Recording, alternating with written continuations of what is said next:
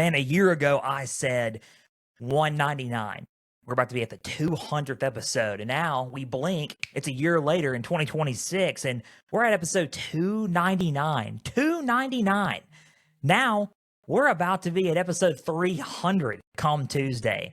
So it has been a wild, wild ride for Pigskin Frenzy. I mean, multiple guests, multiple people that I honestly couldn't even, fathom, right? Have it on my show. And I had them on my show, legends in this business I've had on my show, and guys who are making it in this business currently right now, I've had them on my show as well. So just to look back on it and just to think, man, we're about to be at 300 episodes, about to be episode 299 right now. And looking back on it, you're thinking, man, I did a lot of this stuff already, and we still have more to do. And it is so, so exciting. I'm 25, will be 26 this year. Super exciting. I'm ready to rock and roll. More Pigskin Frenzy and beyond. Here's the 299. Here's the 299 more episodes and beyond. But we got to continue our list because we have a great list, and we are on the Frenzy's top 50 games of the 2025 college football season. 20 through 11 today. Welcome to Pigskin Frenzy on this beautiful Thursday afternoon. Thank you for joining us. I'm Joel Norris, and whether you're watching on YouTube, listening on Spotify, Podbean, or Apple, a big thank you for taking some time out of your Thursday to just sit back, watch, and listen to some college football coverage presented by me. If you're watching on YouTube, subscribe to the channel, like each episode, leave comments down below. Spotify, Podbean, and Apple, all you got to do is just share around with others and follow on there as well. X and Instagram and TikTok is at pigskin_frenzy. Follow, like the pages there. You're going to get episode updates and news and highlights from across college football and news and updates from Pigskin Frenzy. Guys, the website is www.pigskinfrenzy.weebly.com for more things Pigskin Frenzy. We are super, super pumped about today, man. We're going to continue on with our list. We've 50 through 21. 50 through 21. That list is already on X, Instagram, and TikTok. Go back on X, Instagram, and TikTok at Pigskin_Frenzy. If you're a first-time listener, follow along. Follow my pages on there, on X, on Instagram, and at TikTok, all the same username, at Pigskin_Frenzy. But you can also rewatch the episodes and re-listen to the episodes on all platforms. So go back and watch and listen on all platforms, YouTube, Podbean, Spotify, Apple Podcasts to be included. These episodes, 50 through 41, 40 through 31, and then this past Tuesday's 30 through 21. We're at 20 through 11 now. We're super pumped. We get to our number one game of the 2025 season on the 300th episode of Pigskin Frenzy, and we are super excited about Tuesday. Super fired up, ready to rock and roll, promoting. And guys, we could not do this show without you guys. It's a we show. And so I know you guys love this list. I know that you guys are, you clamor for lists like these. So we are super pumped, and we're so thankful to deliver content to you guys each and every Tuesday and Thursday. Because without you guys, we would not be here. I mean, we're at 6,600 listeners and counting, about to be at 6,700 listeners and counting across all audio platforms. On YouTube, we're at 87,000 channel views on YouTube right now. Last time I checked, I need to check more if it's updated or not. But guys, we are super, super thankful for you guys tuning in each and every week. And not only that, we could not do this show without our Lord and Savior Jesus. Because without him, we would not be in college football media. We would not be in the platform or the position that we are in with Pigskin Frenzy. So we're so thankful, and we give him all the glory and all the praise. It's the best decision you can ever make in your life, coming to know him. If you want to come to know him, guys, contact me at Pigskin_Frenzy on X, Instagram, and TikTok, and on the website www.pigskinfrenzy.weebly.com. It's the best decision you can ever make in your life. He is Lord, he is King, and we love him, and we glorify him, and we praise him on this show and across all networks and shows, because without him, we would not be in this position. We would not be chasing our dreams, and we would not be doing the most important thing, and that's spreading his good name across all platforms and networks. So we give him all the glory and praise. Guys, we are so fired up. 20 through 11 on our list. We're pumped. We're ready to rock and roll. Without any further ado, we've done 50 through 21.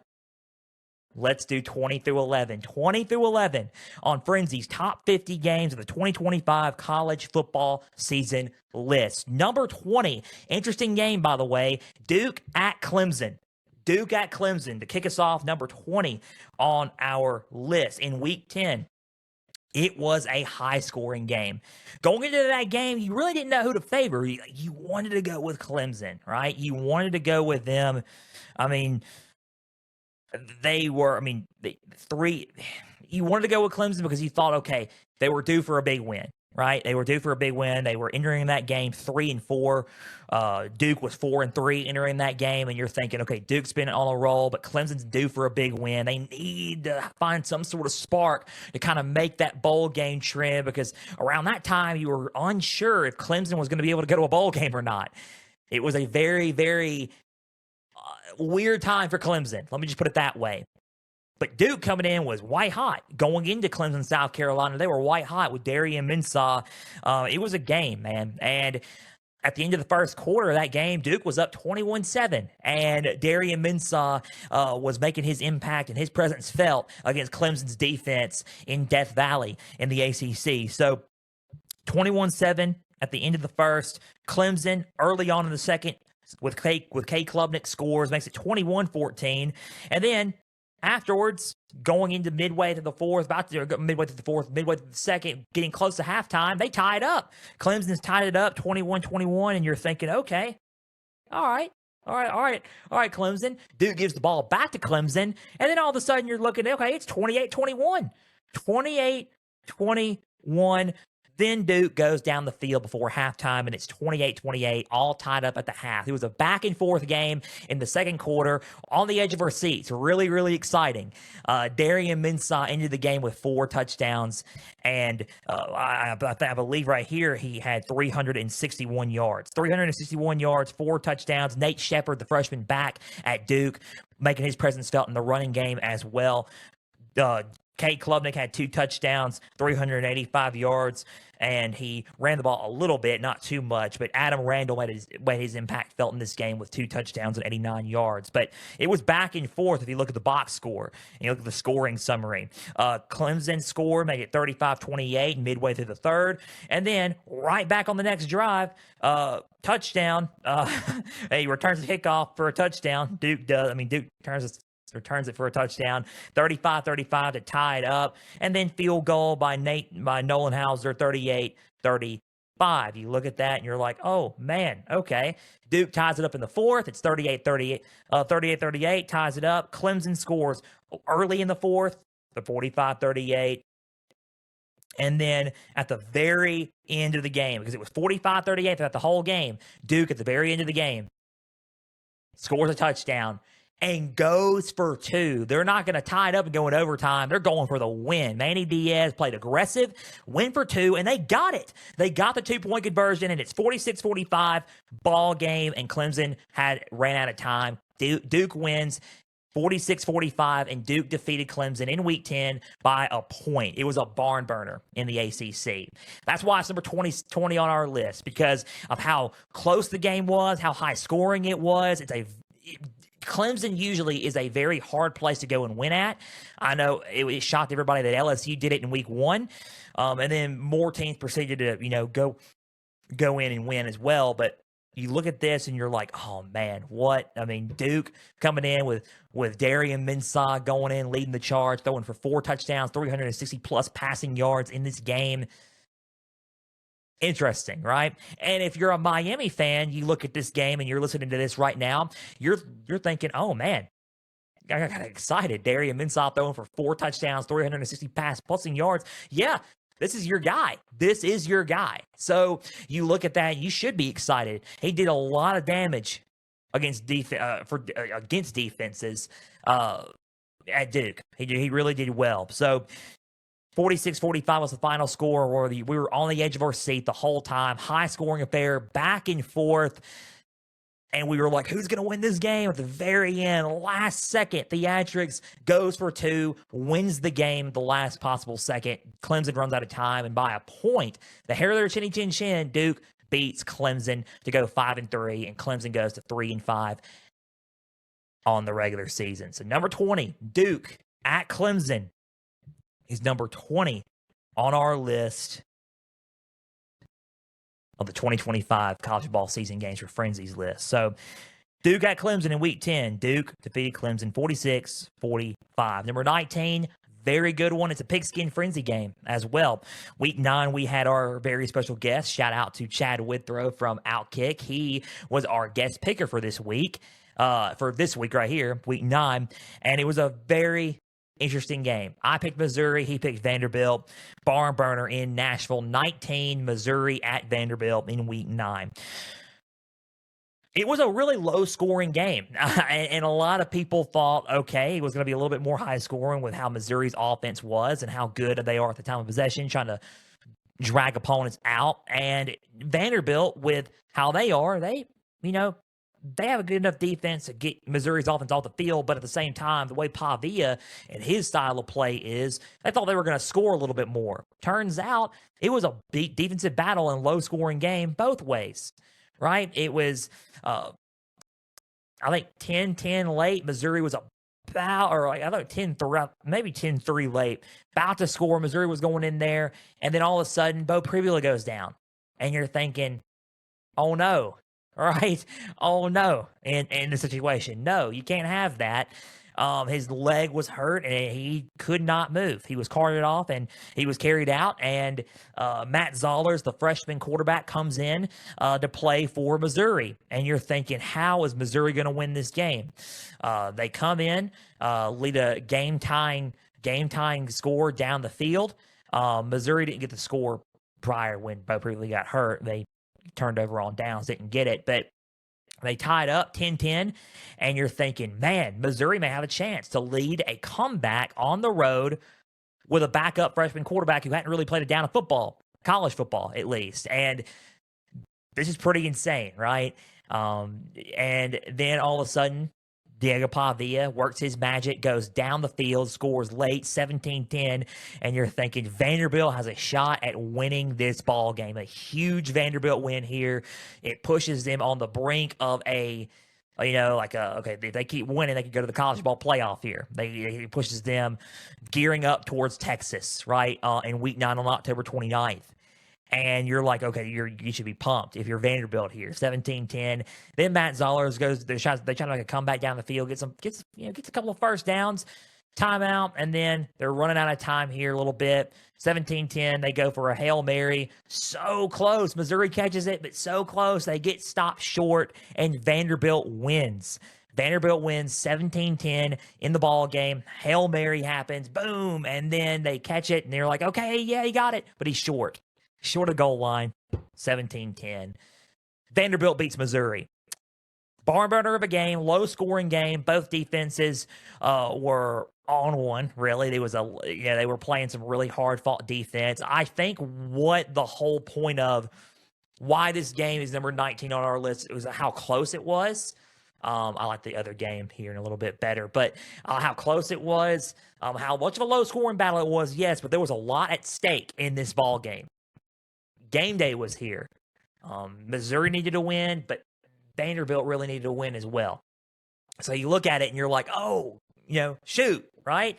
But Vanderbilt needed this win. They needed this win to stay alive. Missouri kind of needed this win to stay alive as well. A late SEC-type game, right? So they both needed this win. There was a lot of good SEC games on that week. It was, I believe, Oklahoma. It was Oklahoma and Ole Miss was a pigskin game too. So Oklahoma, Ole Miss, honorable mention game. That game spoiler alert, that game did not make the list, but it's an honorable mention game. You had that Vanderbilt, Missouri, and you had a lot of other games as well. South Florida and Memphis, which is a pigskin game as well. You had a lot of games on that were good in week 9, and this one was a take the cake type of game. We have another game on week 9 that was on this list we're going to tell you about, but hang on tight. But this game was a game that both teams needed to win here, and it was a shame of who left with a loss. That's what it was. It was a shame of who left with a loss. So that's really all you got to say right there. Low scoring game. 17-10, final score, Vanderbilt wins, beats Missouri at home, big signature win for them. Then they got to go play Texas the next week. So 17-10, final score. We were on the edge of our seat the whole time. Can Missouri get that Hail Mary? Good. It could have been a good moment. They got it, but they didn't make the score. But 19, Missouri at Vanderbilt in week 9. Vanderbilt defeated Missouri 17-10. That's number 19 on our list. Number 18 on our list is Auburn at Vanderbilt in week 11. So Vandy had another home game. It was in week 11 after Texas. They needed a bounce back win for sure after losing to Texas. And you're like, okay, how can we, how can we get a bounce back win, right? Like, how can we get how can we get a bounce back win pretty much? How can we get a win here and escape a team that is one interim bump because Hugh Freed's no longer there. You got DJ Durkin in his interim game. It's the interim bump. It's a game that you look at and you're like, okay, let's just don't sleep on them a little bit.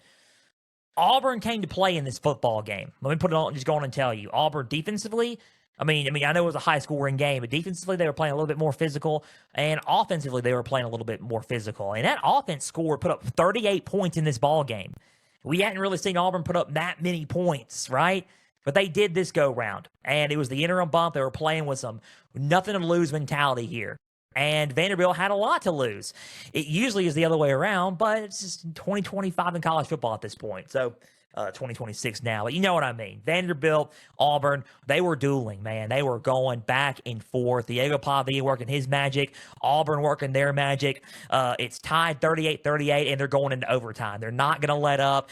Barn burner of an upset could happen at home in Nashville. Nashville's on the edge of their seat. I'm on the edge of my seat. I'm looking at it and I'm like, okay, LSU Bama's about to come on.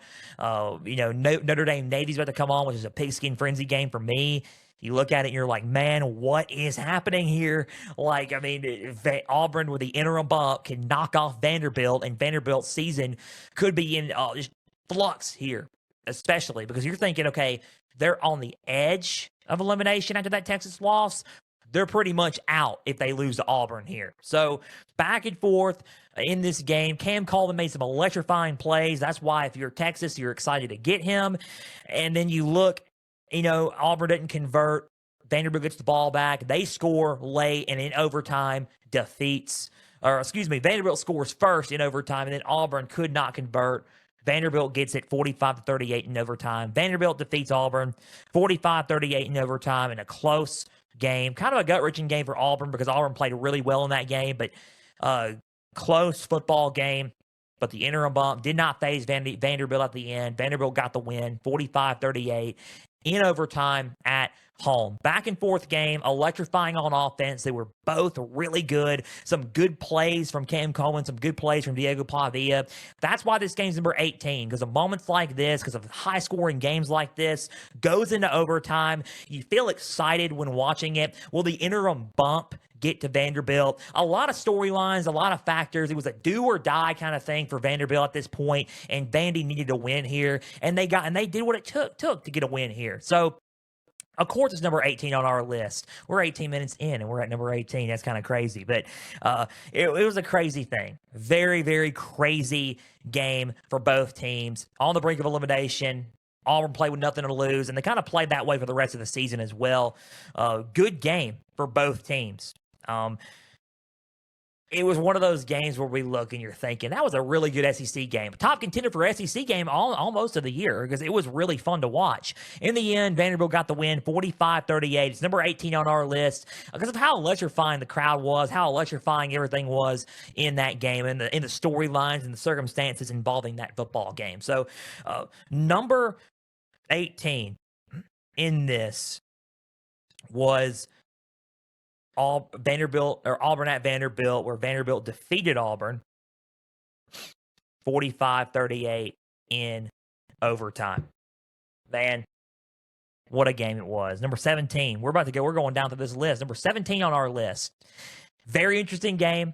I think number 17 was crazy. I watched the bowl game. It's a bowl game. I watched it, and it was quite insane.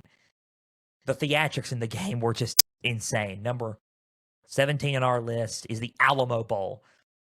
USC versus TCU. No Josh Hoover. No Josh Hoover for TCU. We had Ken Seals, Vanderbilt grad transfer, backing up, going to TCU. Wanted to play for Sonny Dykes. Always kind of wanted to play for TCU as well. He was starting this game, and we had guys like Jeremy Payne at the running back position, guys like John Denman at the running back position. Jade Mayava played. Miller played. King Miller played for USC. Riley Wormley played for USC at the running back position. You look at this game, and there were some good players in this game, some underrated players, some players you didn't know about because of opt-outs. But the game was still one of the best bowl games, non-college football bowl games out there. Non-New Year's Six, non-college football playoff. It was one of the best bowl games out there. I know I like the Pop-Tart Bowl the best, but this was probably top 3. You look at Pop-Tart Bowl, Citrus Bowl, and I think this one was up there too because of how the plays that were made in this game. If you want to look at the box score, it was a low-scoring game kind of throughout the game. I mean, 3-0 at the end of the first, 7-3 to start the second. TCU had the lead. Then USC had the lead, 10-7. And then late in the fourth, 14-10 from TCU. USC kicks a field goal, and TCU gets the lead, 14-13 at the end of the halftime. Touchdown. They get a 2-point conversion. USC does to start the third quarter, or I'm sorry, at the end of the third. At the end of the third, 21-14. It was pretty much 14-13 throughout the whole third quarter. It was just kind of a low-scoring game. Interceptions were made. There were some turnovers. You look at some of the games and you're thinking, okay, this was a little bit of a sloppy game. So why are you putting in number 17? I'm going to tell you why. Because of what happened in overtime made the game magical. And the fourth quarter made the game a little bit magical too. It was back and forth, 24-14. Field goal for USC made it, put them up by 10. TCU scores late, makes it 24-21. USC gets the ball back, and they, obviously get the ball back to TCU. TCU scores as time expires, 24-24 to tie the game up, and here we're in overtime. So the first overtime happens, and you're looking at it, and you're thinking, okay, all right, USC's going to score here, and TCU could be in trouble because they're not having the best luck of scoring 6, right? TCU stops them. USC gets a field goal out of it. I think some penalties were involved in that. And you're thinking, come on, USC, you got a chance, right? A bad pass interference call happens, and you're thinking, dude, that's not pass interference at all.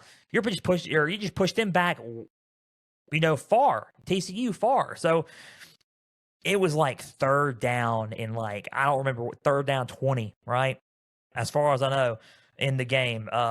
That game was insane. Last play, it was a third down in long, and 35 yards out, Ken Seals delivers a slip pass to Jeremy Payne, running back. They're getting him. The USC defenders are getting him.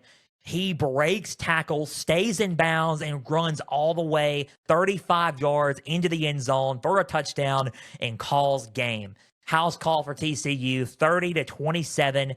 TCU defeats USC in overtime in the Alamo Bowl, 30-27. A game that Sonny Dykes needed to win. It was a game that TCU really needed to win due to the departure of Josh Hoover, and it was a game for Ken Seals that he will always remember. And I think this game, to me, was one of the best because of the theatrics at the end of the game. And it was a really of what could have been game for Lincoln Riley and USC. Going into 2026, I know we already talked about USC. We're going to do a spring outlook on USC for sure. When you look at USC, you're thinking games like this cannot happen if you're USC going in to 2026. But it really was a what could have been game for USC. They could have won that game, and they didn't. Broke tackles, missed tackles, 35-yard house call at the end of the Alamo Bowl. It's number 17 on our list because of the high-octane fourth quarter, the high-octane overtime, and that play alone puts this game in a high regard for me. So number 17 is TCU versus USC in the Alamo Bowl, where TCU defeated USC 30-27 in overtime. That's number 17 on our list. Great game in the Alamo Bowl. It was. Number 16 on our list as we move along. Number 16. And good game this was. Alabama at Georgia in week 5. Number 16. Alabama at Georgia. A lot of people were picking Georgia to win this game. It's really hard to beat Georgia at home, but I always went. And I just went after that SEC championship in 2023. I went with my heart and I went with my gut. I said against Georgia, besides the SEC championship in 2025, because obviously I was wrong about that one. But if you look at this one, this game right here in week 5, I said I cannot pick against Georgia.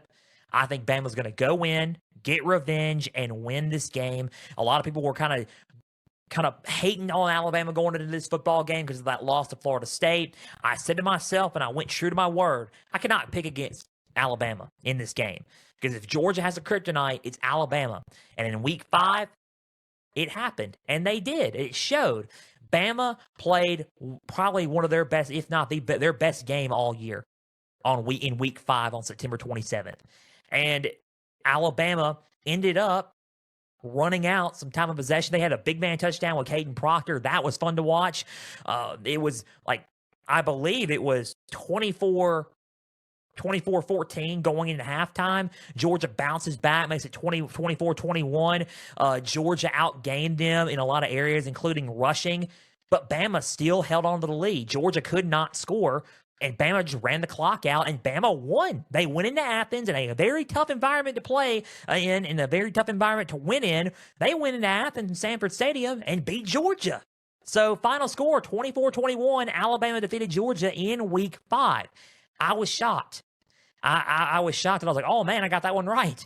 Because I thought that Georgia was going to come back and win by the way they were playing in the second half. And you look at the stat sheet, and you're like, on paper, Georgia probably should have won the game. But they didn't. Bama stuck at it, played some good, solid defense, were resilient, and Bama found a way to get the win. They scratched and clawed and found a way to get a win. Early Alabama was a really good football team. And you look at them and you're like, oh, man, right? What could have been? If Bama would have played like this in the second half of the season, who knows what Bama could have achieved. But the wheels just fell off. But Bama did have a really good game this game. The atmosphere was electric.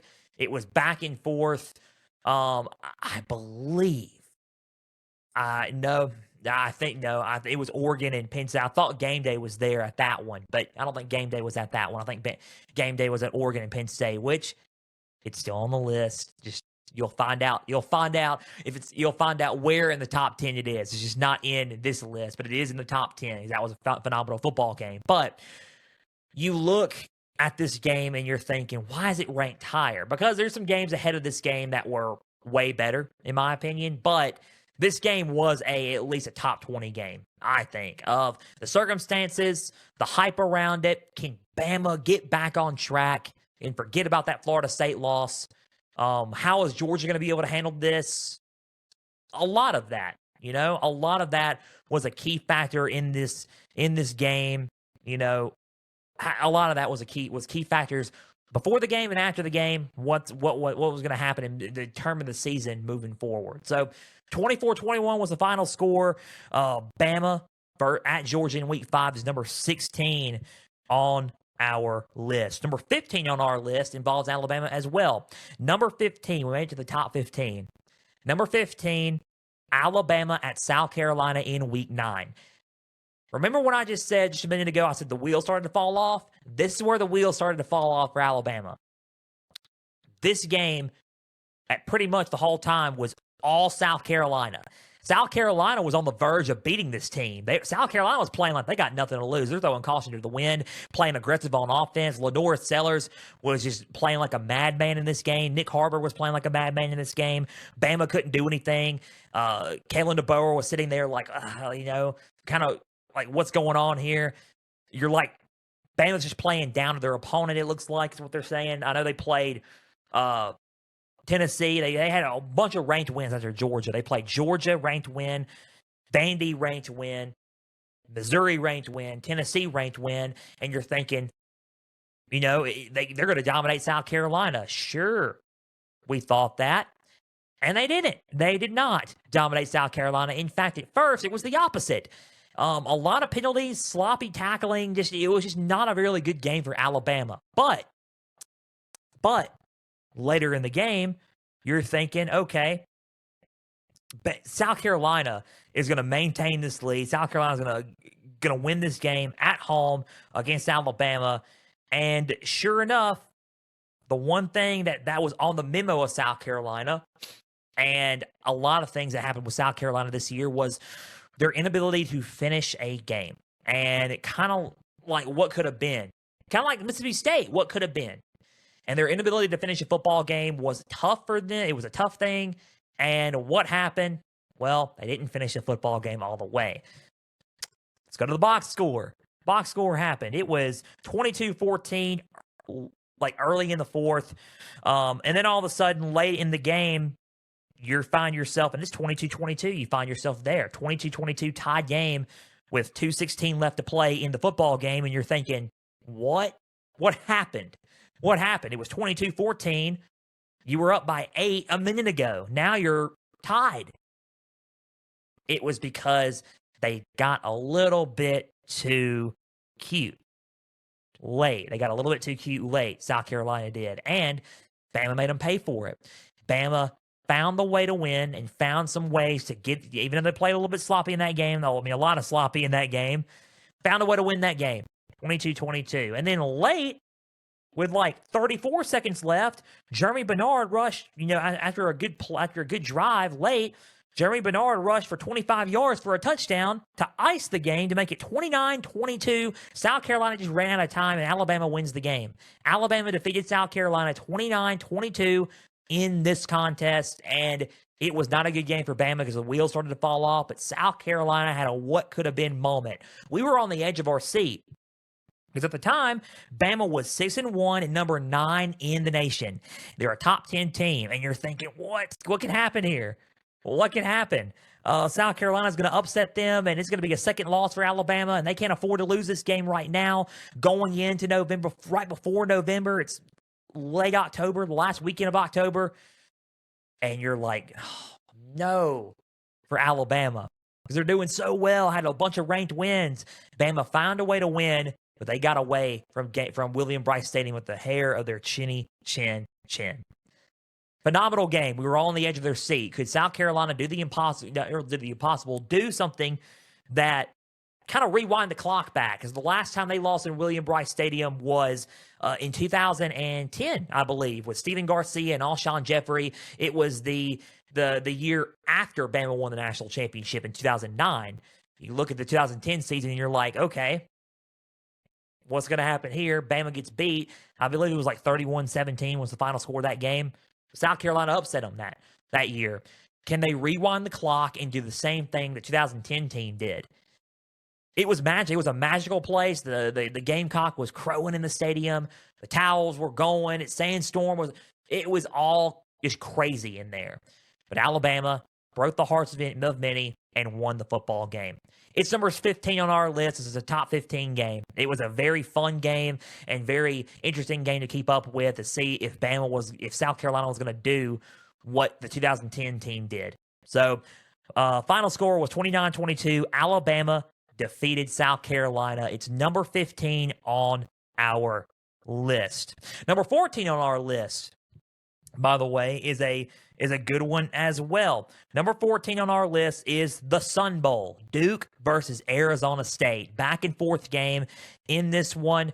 Darian, I believe, in the Sun Bowl, as we can look, Duke ended up winning this game because it was a back and forth game. Duke won 42-39 in this game against Arizona State. And it was a very entertaining Sun Bowl. I'm not going to say it's like, I would say it's top 5 bowl games that we watched this year and that we saw this year. And if we look at Duke, Darian Mensah had 4 touchdowns, 327 yards, another classic by Darian Mensah performance. Just throwing the ball well with touchdown passes, 327 yards. I know his completion and attempts say otherwise, but he did throw the ball a lot and threw the ball well. I mean, And if you're a Miami fan, like I said, you're going to get excited about that. Jeff Sims was playing really well. A lot of people were thinking, Jeff Sims, really? But Jeff Sims played really well in the back half of the season for Arizona State. 375 yards, 3 touchdowns. It was a high scoring affair in the Sun Belt or in the Sun Bowl. Very interesting game. Duke just won the ACC championship. How can they cap off their season after winning the ACC title game? They go to the Sun Bowl and play a high-octane Arizona State team that was kind of dealt with a lot of injuries in this, but Arizona State kept fighting. They kept fighting. It was 35-24 in the third quarter. Arizona State marched back to make it 32-35, and then early in the fourth, ASU took the lead, made it 39-35, and then late in the game, before the 2-minute warning, it was 42-39 because Darian Mensah went down the field, scored to Brown for 17 yards, and got it for a touchdown to ice the game. Back and forth, high-octane scoring game. I loved it. I think it's number 14 on our list because of how high octane it was and how underrated the two teams were in this contest. So Duke versus Arizona State in the Sun Bowl, where Duke defeated Arizona State 42-39, is number 14 on our list. Number 13 is a very interesting one, and I like number 13. We got 3 more to go, 13, 12, and 11. 13 is a good one. 13 is an SEC contest that happened in Week 8. It was pretty much the game of the week in Week 8. Number 13, Ole Miss at Georgia in Week 8. In Athens, nobody until the fourth quarter would stop scoring. Everybody would just score. It was just scores galore. Ole Miss would not stop scoring as well. Georgia's defense could not stop them at all. Trinidad Chambliss, Charlie Weiss Jr., that offense just kept going and going and going. Couldn't stop them. Until the fourth happened, because all Georgia needed, all they needed was one stop. All Georgia needed in that game really was one stop. And in the fourth quarter, they got that one stop. They certainly got that one stop. It was in the fourth quarter. To start the third quarter, for 75 yards, Chambliss made it 28-20 after Chambliss drove down the field for 75 yards with that big touchdown with Deshaun Stribling. And then you had Georgia score right after that, with 10:02 left in the fourth, made it 28-26. Then late in the third, Ole Miss scored 35-26. All Georgia needed was one stop. That's all Georgia needed was one stop, and they got that one stop in the fourth. 35-32 to start the fourth quarter. It was 35-32. Got that stop, it was 35-33. 35-33. They got that stop. Georgia did. And then after 35-33, Georgia just scored, and Ole Miss couldn't stop them. And it was 35-40, kicked the field goal before the 2-minute warning, made it 43-35. And you're going to think, well, what's going to happen after that?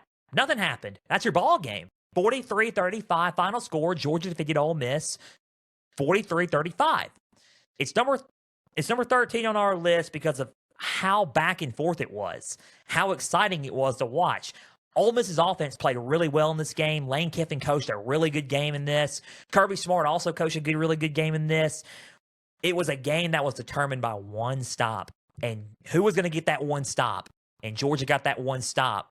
And Ole Miss didn't stop them. And that's the game. It was back and forth, exciting, high octane for both teams. Gunnar Stockton played well. Trinidad Chambliss played well. The offenses were alive. The defenses were kind of Like, you look at the defenses and you're like, okay. But look, like I said, that one stop is all you needed. And that's what gave Georgia the win. Very fun game to watch. It's number 13 on our list because of how exciting it was. Ole Miss at Georgia in Week 8, number 13. 43-35, Georgia defeated Ole Miss in Athens in that game. Yes, the rematch is on our list. Spoiler alert, it's just in the top 10. Number 12 and 11. Both feature the same team. And we're going to talk about that. Number 12, Oregon at Iowa in Week 11. Rainy, windy, low scoring. It was a game that was a Pigskin Frenzy game for me at week 11. I looked at that game and I was like, dude, we have to make this a Pigskin Frenzy game because Iowa, uh, with Mark Gronowski, this team is a very underrated football team. This team could give Oregon fits. Sure enough, in the line of scrimmage, and how defensively as well, they gave them some problems. They really did. It was cold, windy, kind of a trap game for Oregon. And it turned into a very fun game to watch. Because Iowa going down the field late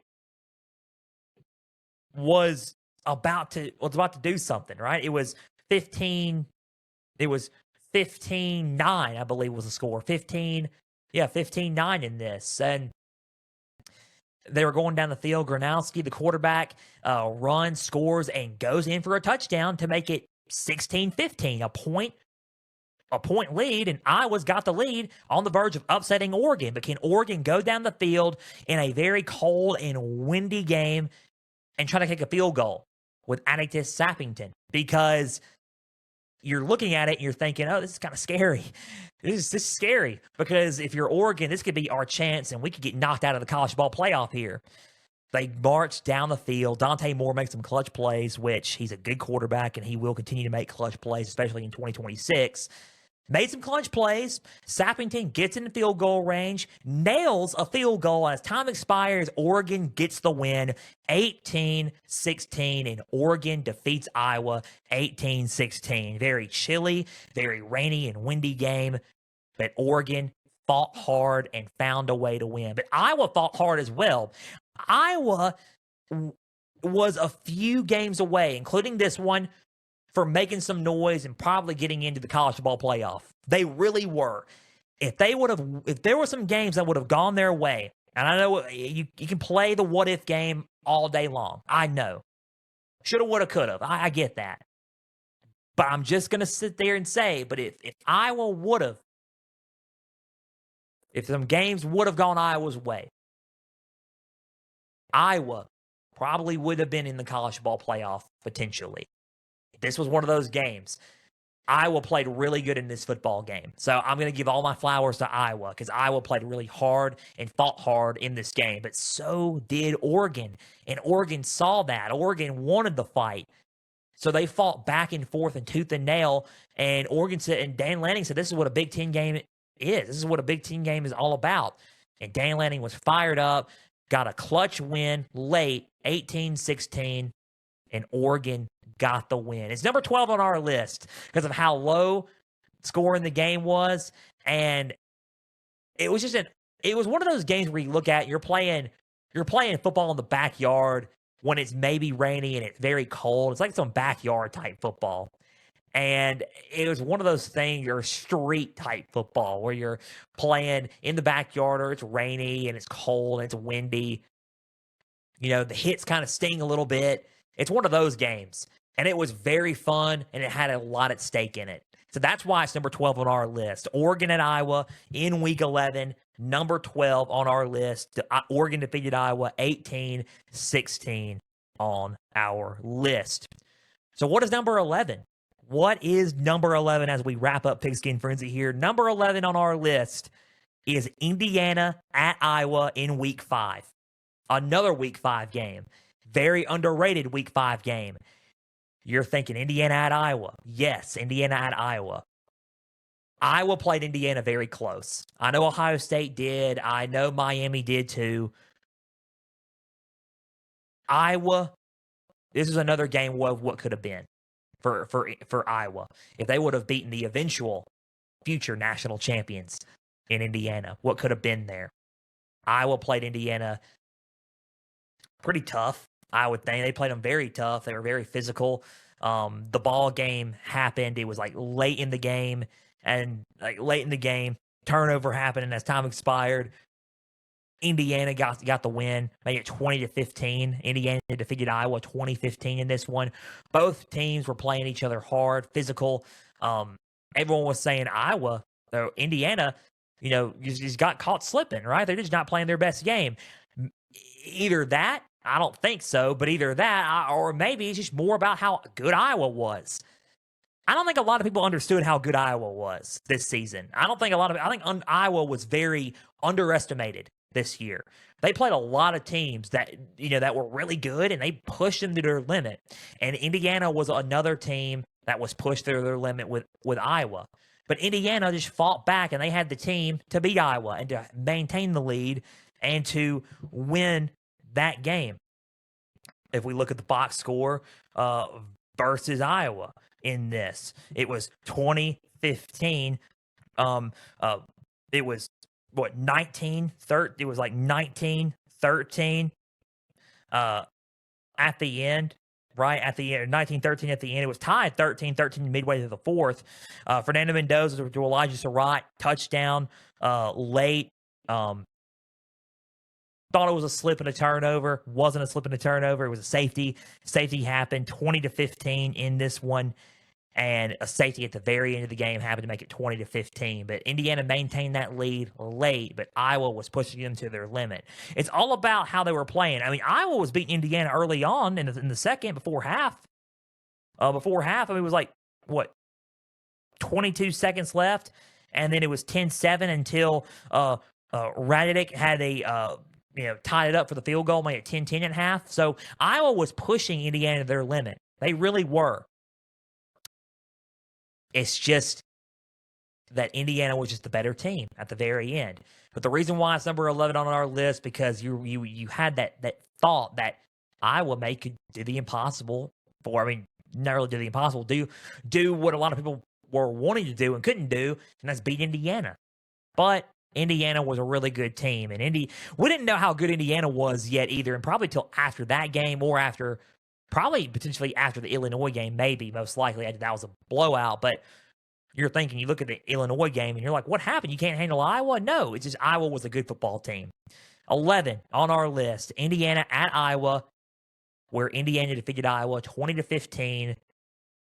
That's really 20-11. That's it. That's our list, 20-11. Iowa was a good football team. A lot of people did not really give them enough props, and they deserve a lot of props. So to round out 12 and 20-11 list, Iowa deserves to have a place at our table. So our flowers go to Iowa. 20-11. 20-11. Rounding it out with Indiana at Iowa. That's 20-11. You will see this list on X, Instagram, and on TikTok at Pigskin_Frenzy. You will see it today after we drop this episode. You're not going to want to miss it. Follow and like the pages all across all platforms. We are out of time. A big thank you for taking some time out of your Thursday to just sit back, watch, and listen to some college football coverage presented by me. If you're watching on YouTube, subscribe to the channel, like each episode, leave comments down below. Spotify, Podbean, and Apple. Just share around with others and follow on there as well. X and Instagram is at Pigskin_Frenzy, as well as TikTok at Pigskin_Frenzy.